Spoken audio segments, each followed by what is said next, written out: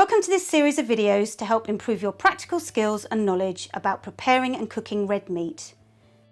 Using the grill is a great way to cook burgers, sausages, bacon and kebabs. Grills work by radiating heat and can be electric or gas. You can also get grills that burn wood or charcoal, which adds a smoky flavour to food. When cooking with a grill, it's important to turn food over to ensure it's cooked evenly. But don't prod or turn food with sharp tools, as this will release juices.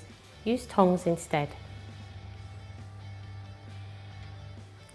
Not all cuts of meat are suitable for cooking under a grill, especially economical cuts of meat.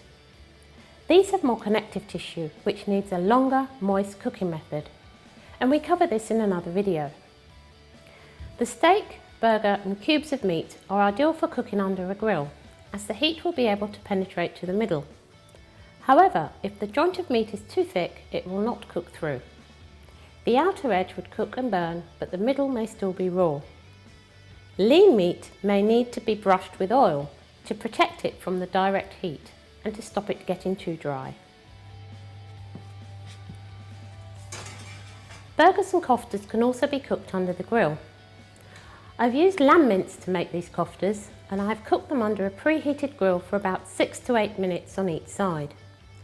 You want the grill tray at least 5 centimetres from the heat source, and there's no need to add any extra fat during cooking. The grill pan gets hot, so use oven gloves when handling it. I'm going to serve this with spaghetti and garnish with toasted pine nuts, but there are many other accompaniments that would go well with lamb koftas, such as couscous, tabbouleh or rice with a tangy salsa or salad.